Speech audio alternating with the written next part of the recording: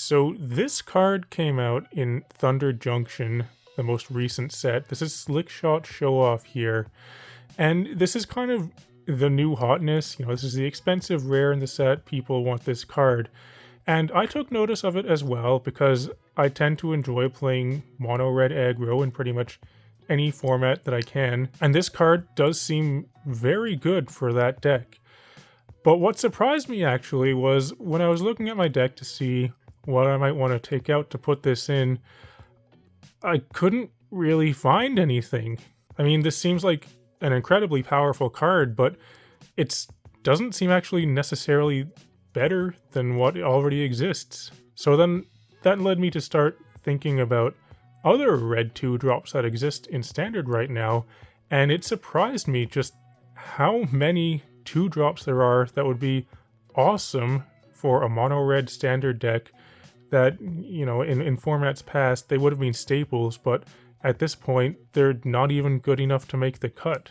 First, though, I want to highlight this card right here, Valley Dasher. It seems pretty crappy in comparison to something like Slickshot ShowOff there, but this actually was a playable card in a mono red aggro deck, I guess almost 10 years ago at this point. This is from 2014, but it's interesting to see how far the cards have come in that time, because this is just a 2-mana 2/2 with haste, and it attacks each turn if able. So it's a 2-mana 2/2 with haste with a downside. We're going to look at some other cards here, and in comparison, this seems like garbage.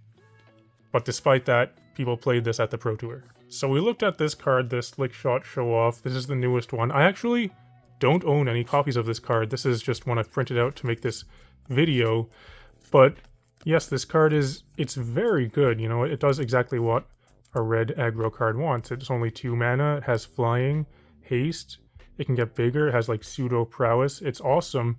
And somehow I managed to open 0 copies of it despite opening like 60 plus packs of this set. But when I compare it to the cards I'm already playing, I don't really feel a need to go out and buy these to swap them into my deck, because I actually don't even know if it would be an improvement. It might just be like a side grade.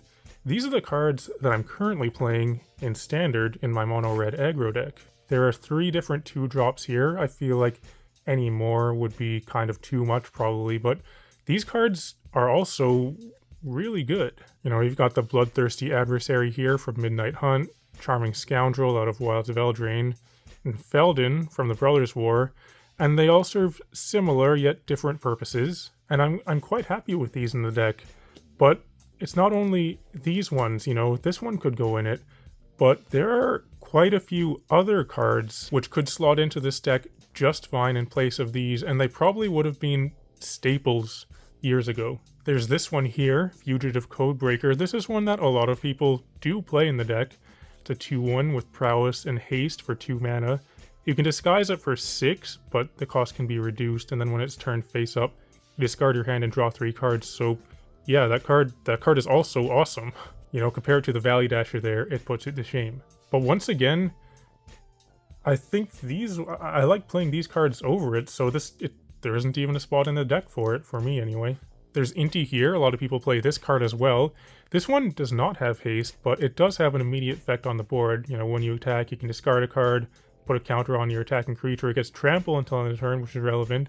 Then this is also card advantage, so this does a lot for 2 mana. People do play this in different kinds of decks that take advantage of, the discarding and things like that, but this is a perfectly fine card for a mono red aggro deck, but once again, just doesn't make the cut for me. There's this card, Bloodfeather Phoenix, which never really caught on. I did actually play this in the deck for a while, but ended up taking it out. But this is another one where I think this would have been a staple years ago. This is once again a 2-mana 2/2, has flying, so evasion. It can't block, but you don't really care about that. Then you can recur this. Whenever an instant or sorcery you control deals damage to an opponent, you can pay a red. If you do, return this from your graveyard to the battlefield. It gains haste until end of turn. So that's really good, but still in the not quite good enough pile, I guess. And then also out of Thunder Junction, we have both of these cards here. I think both of these are constructed playable, but they kind of fall into this category here. We have the Cunning Coyote and the Resilient Roadrunner. Both of these, I think they're quite good. They're both 2/2s for 2 with haste. I think the Coyote is probably the better of the two in just a generic red aggro deck. When there's a battlefield, another creature you control gets +1/+1 and gains haste till end of turn, so that seems really good to me. You can also plot it if you want. And then this one, Resilient Roadrunner, has haste. Protection from Coyotes probably means nothing unless these are being played a lot and you're playing mirrors, I guess. But this can get pseudo unblockable by playing just 3 mana. So I think both of these cards are quite good as well. You know, once again, compare them to Valley Dasher, which is just better than it. And there are actually even more cards that I could point out that exist in Standard right now, and red 2-drops that could go in an aggro deck, but I figured this was enough to highlight to get the point across that I'm talking about in this video, which is that it's kind of interesting to see just how many there are, because usually, in formats past, you would have 1, 2, maybe 3 good cards to choose from. A couple of them would be staples, but then you'd be kind of limited in your options. But just look how many there are here, and all of these would be great. And a lot of it does come down to personal preference. Like, I'm playing these 3, but people do play these cards, these top 3 here, and they're kind of just like side grades, like I mentioned. So it kind of just comes down to play style. And one thing worth mentioning is that rotation will be happening fairly soon in Standard, but I believe only one of these cards is going to rotate out, because usually when you get too close to rotation, yes, there is kind of a big selection of cards that you're going to get to choose from, so you might see something kind of like this on a smaller scale, but I think this is the only one that's rotating out, so it's still going to be all of these to play. So, like, I don't know, I'd probably just bring in the Slickshot ShowOff, I guess, and play something like this.